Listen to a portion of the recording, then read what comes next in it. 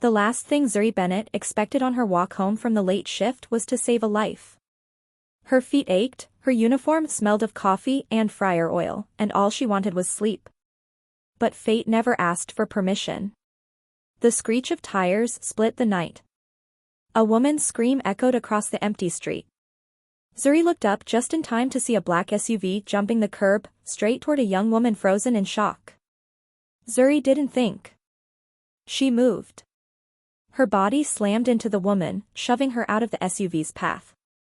Pain tore through her side as she hit the pavement, rolling until her shoulder sparked with agony. The SUV sped off. No license plate. No witnesses. Just Zuri, groaning, and the trembling woman she'd pushed to safety. Are you okay? Zuri managed. The woman burst into tears and threw her arms around her. You saved my life. You saved me. Zuri blinked through the pain. Okay. Can you maybe breathe first? The woman laughed through her sobs. My name is Lila Thorne. And I swear I won't ever forget this. Zuri nodded weakly, unaware that her entire world had shifted in that single moment. Zuri learned the truth at the hospital. Lila wasn't just anyone. She was a billionaire heiress. Her family owned Thorne Tech, one of the most powerful corporations in the country. Their name was plastered across skyscrapers, airports, medical wings, and tech campuses. And security around Lila was supposed to be impenetrable until tonight. When Lila's father arrived, the air in the hospital room changed. Alexander Thorne was tall, silver-haired, and radiated the kind of authority that made rooms go quiet.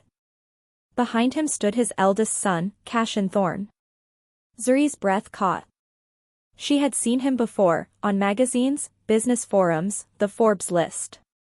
The cold, calculating billionaire who supposedly never smiled, never dated, never trusted anyone. And now he was staring at her as if she were a puzzle he needed to solve. Lila launched herself at him. Cass.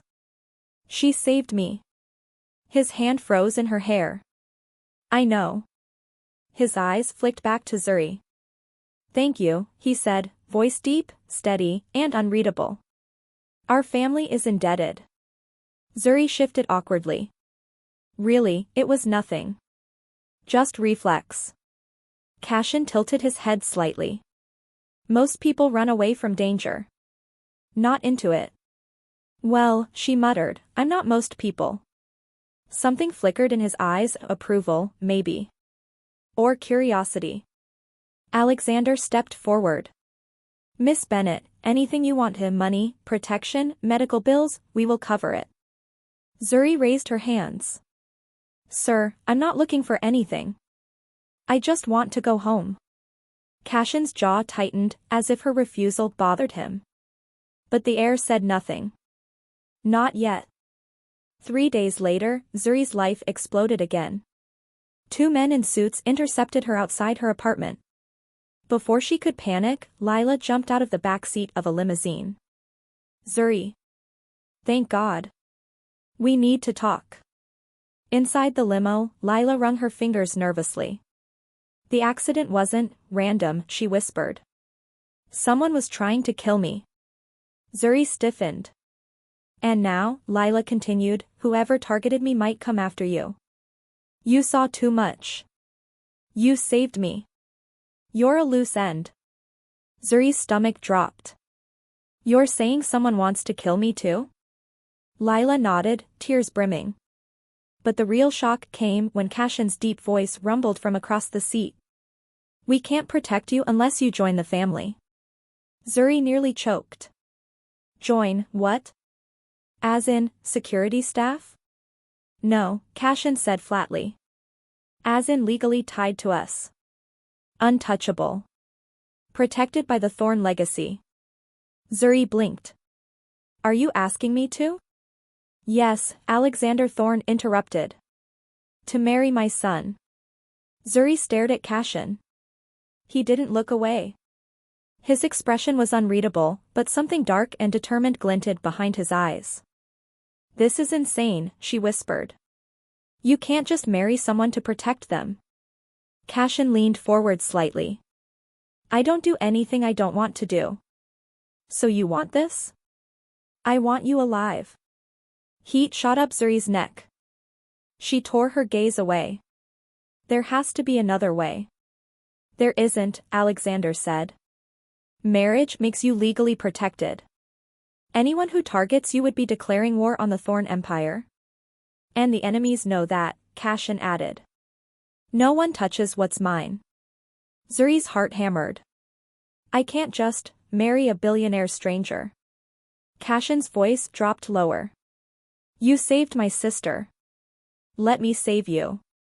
The wedding was private, illegal, quiet, rushed. Zuri wore a simple dress Lila had chosen for her, while Cassian wore a tailored black suit that probably cost more than her yearly salary. He didn't smile once.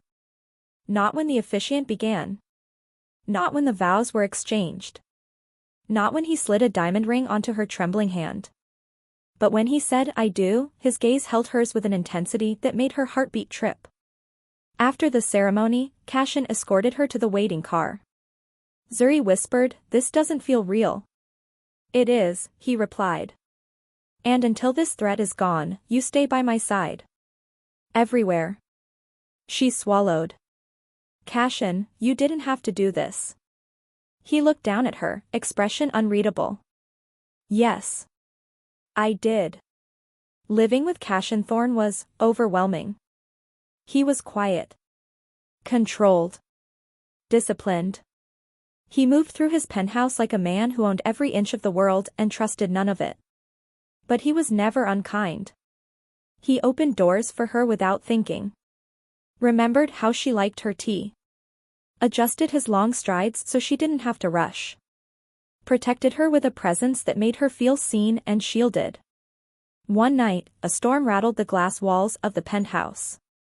Zuri sat on the couch, hugging a pillow. Cassian entered silently. You're afraid. I grew up with storms knocking out the power all the time, she whispered. Bad memories. Without hesitation, he sat beside her, not touching, but close. Zuri, he said softly, you're safe here. No storms.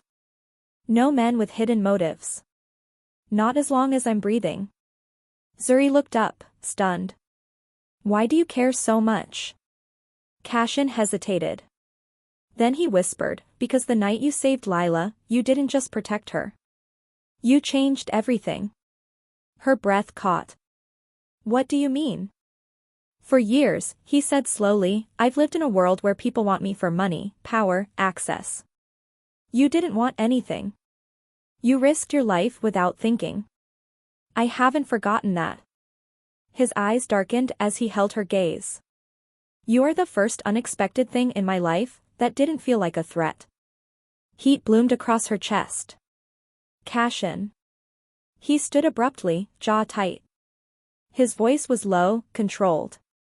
When this threat is over, if you want, we can end the marriage. Cleanly. No pressure. He hesitated. But part of me hopes you won't. The mystery attacker was eventually caught, someone inside the corporation trying to overthrow the Thorne Empire. Zuri was finally safe. But the night Cassian told her, his voice had no relief in it. So this is it, she whispered.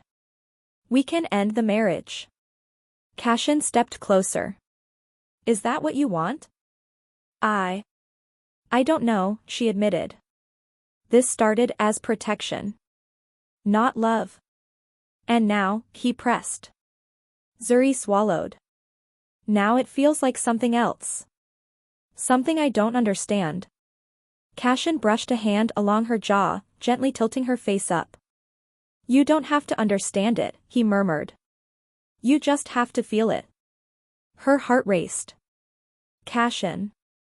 I'm not asking for forever, he whispered. Just a chance. Zuri closed her eyes. A chance? He leaned in, his forehead brushing hers. A chance to love you, he said. Something in Zuri's chest finally cracked open. She nodded, breath trembling. Okay. Cassian really smiled, for the first time since she met him. And then he kissed her, slow and certain, like he'd been waiting his whole life for the right moment. Zuri Bennett saved a life by accident. But she gained a husband by destiny. Not through force. Not through fear. But through a bond that grew in the quiet, intense spaces between danger and safety. And sometimes, the marriage you never expected is the love story you were meant to live.